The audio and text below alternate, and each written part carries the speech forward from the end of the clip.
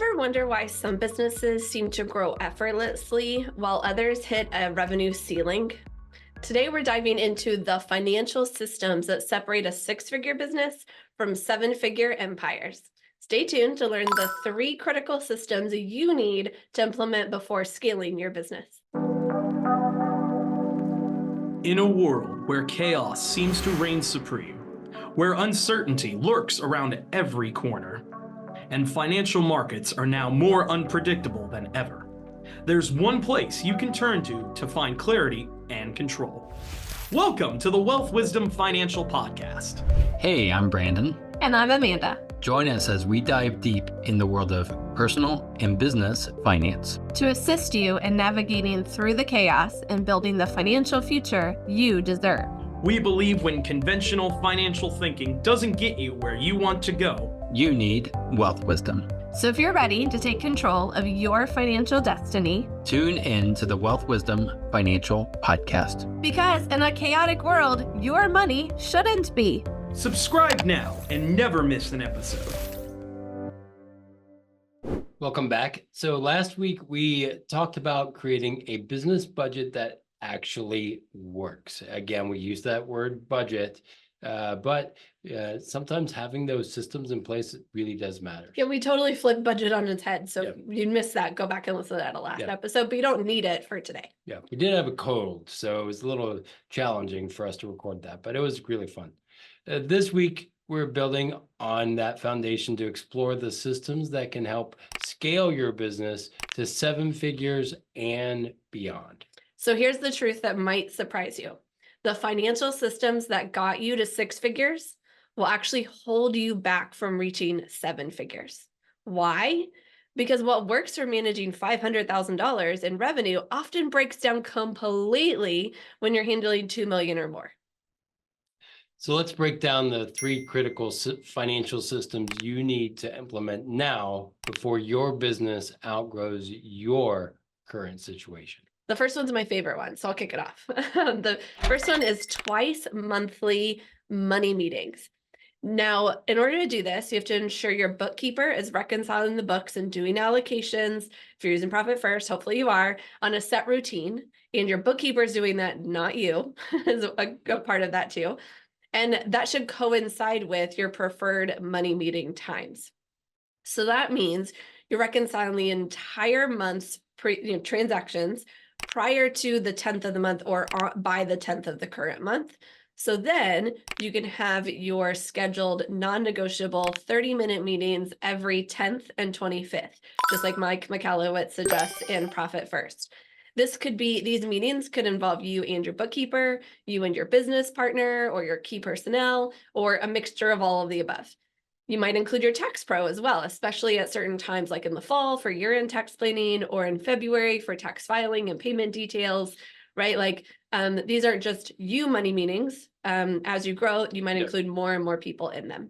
And all you're going to do is review the last period. So if you're doing this on the 25th, you're reviewing the 10th through the 25th. And if you're doing this on the 10th, you're reviewing the 25th through the 10th. What revenues come in, what upcoming expenses are about to happen, what expenses have already happened, all those kind of things. And this is where you can do your allocations, make sure you're making decisions about how to use the money that you've allocated, going with the giving every dollar a job that we talked about last episode. This is when the thing that we described in last episode happens, but also with more thought behind it. You're not just moving money amount around, you're thinking about it. You're making sure you're aligning your money with your goals like we teach in the STILL method. Yeah, I think some of this is again, when we were first starting out, you run around, you do all the sales, you do everything, and you just kind of get it done, right? And at this point, you got to actually have some systems in place so that you can help guide other people to move this to a 6, 7, 8, 9-figure business, right? And so I think it's really, really important not just to be in old ways of I'll just get it done, I'll just do it, but having those meetings in place and being prepared so that way your team can help you do what you do best. Yeah. And we're not talking about 2 or 3 hours every, twice a month. I don't know, maybe 30 minutes. Yep. If your bookkeeper's done a good job, if your allocation's already done, things like that, this can be a really quick check-in. Hey, let's remember our goals. Let's see what's come in and gone out recently. What do we want to adjust to make sure things are going better until the next time we meet? And then how do we, what do we need to do to make that adjustment? Done. Move on. And that's moving to being a CEO versus just a self-employed. Yeah. You ready for the second one? So Yep, that's the first go- one, go for it. monthly money meetings. And then we like to do a quarterly deep dive. Sorry, it's semi-monthly, twice monthly. And this is quarterly deep dives. Once a quarter, we set aside a longer time, more like 2 to 4 hours once a quarter. We set aside the 4, and sometimes we only use 2, but better to have 4 and not need all of it, right? Yep. And this is where we compare actual results to projections and goals. We're doing a deeper dive. We will also do the quarterly parts of Profit First at this time, where we give ourselves quarterly profit distributions of 50% of the profit account and move our profit and tax hold into the vault, like we talked about last time. This is also if you're not currently at target allocation percentages TAPs, where you would review and adjust your current allocation percentages, your caps, and move them closer to your TAPs. At 1 to 3% per quarter until you hit your target allocation, or as your revenue grows, you move from one set of target allocations to another, and you do that over time in these quarterly adjustments. Again, 1 to 3% per quarter. One of the things we love to do for this quarterly deep dive is actually go off-site. We love coffee. We go to coffee shops and we do this quarterly deep dive there rather than try to fit it into a busy workday. Yeah, I think it also goes to, we're in the New Year's time frame of setting goals, all that kind of stuff. To be able to go back quarterly and look and say, are we moving towards those goals that we set in January or whenever? We do it in November, actually. But when we set those goals, are we on track to get those? Because again, what they say, how do you eat an elephant? One bite at a time. So taking those quarters, then we can go back in December when we come to December and say, oh, look, we already reached the goals, or we are a little off from that. And so we're able to already see, as opposed to right in December saying, oh, shoot, what do we need to do now? Yeah. And so break it down. And if you're an EOS person, you love the Entrepreneur Operating System with Gino Wickman, these quarterly rocks are in there too. This is a great time as you're reviewing the deeper dive of the finances to set up those rocks, check in on those rocks to make sure you reach your goals over the course of the year. It takes money often to reach those. And so to have a good pulse on the money helps with all of those things. Yep. Okay. They go hand in hand. Yeah. And then this might be my favorite one now that I actually think about it a little bit more. The third system is a semi-annual strategy session. This is where we block a full day twice per year. Brandon mentioned we do this at the end of November, and then we also do it at the beginning of July. For those math nerds out there, you'll notice that's not exactly 6 months apart. It doesn't have to be, just semi-annual when it makes sense for you, right? Beginning of July, it's kind of a midway through the year.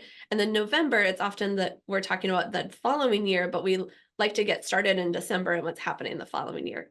And what you do during these 6 month sessions or semi-annual sessions is assess your financial trends since the last one.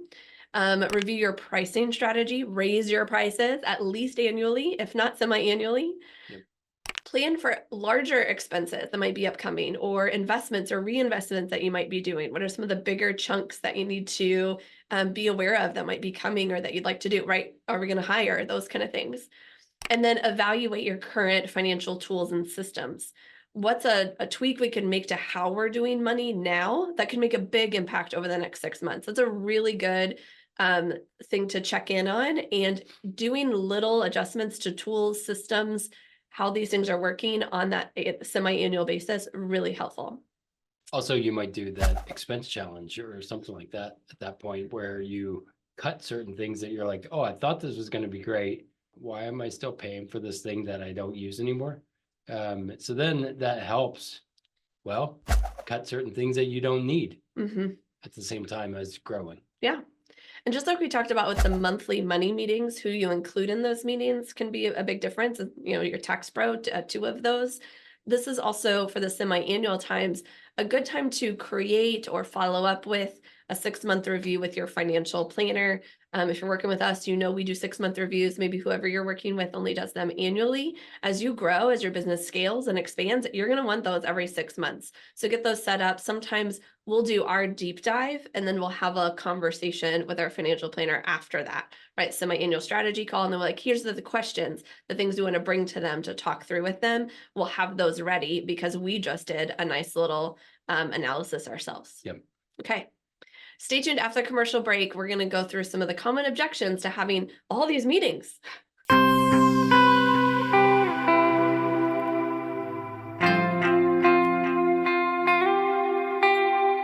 Ready to take the next step towards securing your financial future? Whether you're planning for retirement, saving for your dream home, or you just want to make your money work harder for you, the team at Wealth Wisdom Financial are ready to assist you. And now it's easier than ever to see how we might give you a boost on your financial journey. Schedule a 15-minute discovery call with one of us today. And let's discuss your questions and your financial goals together. Don't wait any longer. Your financial freedom awaits. Schedule your discovery call at www.wealthwisdomfp.com/call. Now, I know what some of you guys are thinking. I barely have time to look at my numbers once a month, let alone how many, what did you say? Twice a month, Twice a month, quarterly, yeah. and semi-annual. Yeah. And others might be wondering, isn't this overkill? Can't just checking it when there's a problem be when I should do it? Yeah, let's address these concerns head on. First, let's talk about, I don't have time for all these meetings.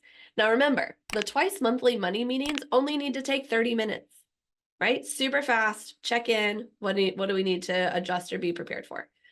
And that actually can save you time by preventing financial fires that you'd have to put out later if you didn't know they were coming. You actually have less problems to deal with because you're being proactive about this kind of stuff. Also, this is my big one. Having these set times for set things means you don't think about all the things all the time. So like I have a paperwork day. I don't think about paperwork other than on paperwork day, right? And then I get to pile up the paperwork. I get to come back to it on that day and I don't have to think about it. It doesn't eat into every single day of my life. This is true. This is how we come to think about it with finances. You can't overestimate the power of a set schedule and set brain space that gets freed up, not wondering if a bill's paid, payroll has been run, like all the things. You don't have to keep thinking about those things because you know, I've checked in on that already. I'm good. I'm great, right? And make sure that you have a bookkeeper that's doing the heavy lifting before the meeting and you're not spending any time during this semi-monthly meeting updating QuickBooks or Xero or whatever you might use, or even YNAB if you adopted that from our last episode. Make sure it's all ready to go. 30-minute check-in, move on. I kind of think about this in close to like date night, right? So for us, I remember when we ran our first business, we were running like crazy, really, really busy, right? And we didn't have time for date nights. And so at one point we had a challenge, right? Because business was hard, life was hard, and we needed to schedule date night. Now it seems like it was pointless, right? Like, what are we doing? We're just like not talking about work, not doing any of this. But by putting that on the calendar, we were able to make sure that we put what was a priority first. You know, for us, of course, is a marriage, but what you want to make sure of is like your finances should be a priority. So you want to make sure that you put that there as a priority, not just say it's a priority, but not really put it on the calendar. Yeah, great. The second objection we often hear is my business isn't big enough for all these meetings. Like what? Like this seems pointless. The cool thing is that we're talking about systems that are scalable. And if you can put them in, get used to doing them, they become habitual while you're small, you'll grow into them. And you'll actually maybe even grow faster because you're actually doing these things. It's way easier to implement these types of meetings and checkpoints before you need them. Because as your business grows, if you don't have these in there, they're going to get crowded out by even more things, right? So the habits you build now will support your growth later, and they'll actually like support your growth now too, rather than saying, well, I'll do that when my business is big enough for it. Yeah. I think again, it's kind of like the gym. You start going to the gym and eventually you just add extra things, right? Extra routines, but you need to start going to the gym. Yep. And then a final objection is like, why involve all these people? I can just handle this myself, right? Why do I need a bookkeeper, a tax pro, a financial planner, and involve them in these meetings, right? Or even my business partners or key personnels. Maybe you're a solo entrepreneur listening to this. And even if you sit down and do this yourself, good. But if you can bring more people in and have those structured reviews and conversations with a team, like 3 minds are better than 1, right? Yep. And especially when you know that team are people that think about money 40 hours or more per week, right? Bookkeepers, they're always thinking about money. CPAs, tax pros, they're always keeping up to date with tax developments. Financial planners, right? Learning about all the laws and regulations. Those things constantly change, right? Congress is always updating this or that.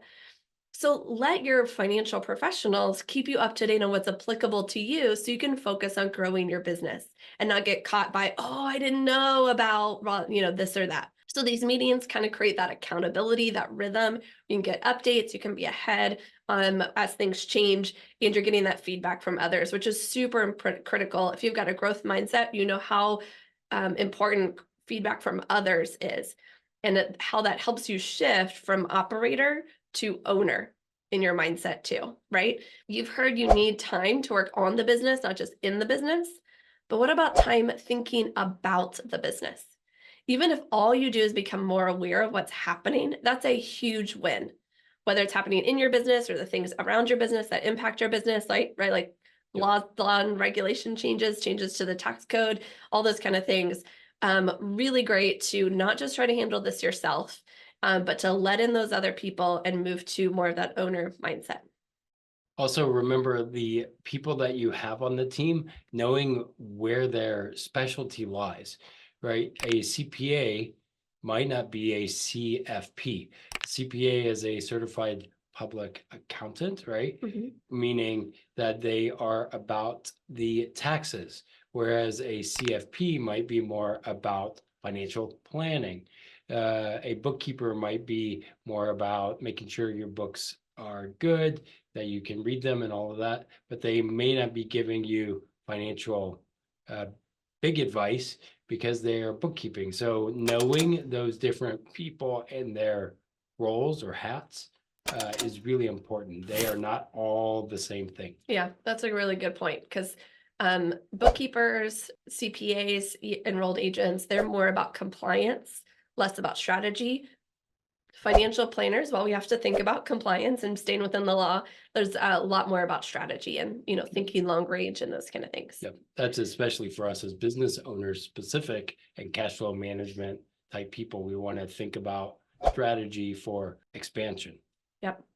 So remember, these are not these financial systems we're talking about, these different times to check in on your money. It's not about creating busy work. It's about building a foundation for sustainable growth. So twice monthly money meetings, quarterly deep dives, and semi-annual strategy sessions. And sometimes, let's be honest, we combine the quarterly deep dives and the semi-annual strategy session, right? Because especially that July one falls at the end of Q2. And so it's really easy to wrap that into the semi-annual strategy session. So you don't have to do all of these as individual things. You can combine some of them, right? If you want to do your quarterly deep dive on the 25th of the month rather than the 31st, right? Then by all means. But the critical thing is when you're doing these meetings, you're not just managing money. You're not just moving numbers around. You're creating a framework for making better business decisions. Yep. These systems give you clarity. They give you confidence to scale your business without feeling overwhelmed by all the financial details, right? You're not the one updating all the line items, right? You might zoom in on things. You do need to see the line items, but you're looking at every transaction in your business during these meetings, right? Plus, as you scale, you'll have less time to look at financial details, right? Where you dive in, not more. And so that's when you want to have these systems already in place. They're going to form a kind of a protection from those who could use that your attention's elsewhere to take advantage of you.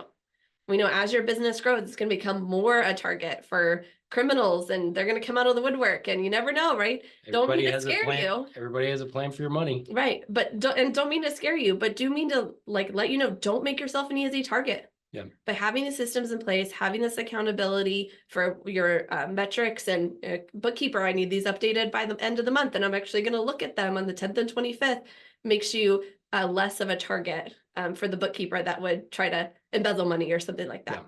Hopefully none of that ever happens to you, but this is one layer of protection to make sure it doesn't. So if you're ready to implement these systems in your business, we said earlier, they don't have to be complicated to take too much time, right? We have crucial elements to keep them fast but effective, and it's a good agenda for the various checkpoints. So we're sharing our agendas for each of these meetings, the money meeting, the deep dives, and the strategy sessions. You can get those exact agendas that we use as a premium member of the Wealth Wisdom financial community. You have to go visit wealthwisdomfp.com/community. You can learn more, get started today. We could probably sell these agendas for a couple $100s, if not more. I mean, they're pretty literally, powerful. a lot of the stuff that we put in the community, for me, I think, man, as much as we put into there, and as the dashboards, the playbooks, the things that are there help you to make, I don't know, probably hundreds of thousands of dollars, right? And by just creating the systems in place that you can just pull and then use for your own business, it's amazing, the stuff that comes out of your head. Yeah. So guess what? It's not a couple $100s. You can get all of this and more for just $97 for the year or $9.99 per month. You just have to go set up your account at wealthwisdomfp.com/community. The agendas are already in there waiting for you. We published them earlier before this episode came out. So go nab them and move forward with implementing what we talked about today. And if you want to have somebody like us really in your business, helping you in the bookkeeping side, helping you really go deep, go to wealthwisdomfp.com/ppn. That's wealthwisdomfp.com/profit planning network, PPN. And we can help you actually amplify your business in all areas. So thanks for joining us for this podcast episode. Hit that subscribe button so you don't miss our next episode. We're going to cover how to manage cash flow when the unlikely happens. In the meantime, live long and profit. The topics presented in this podcast are for general information only and not for the purposes of providing legal, accounting, or investment advice. On such matters, please consult a professional who knows your specific situation.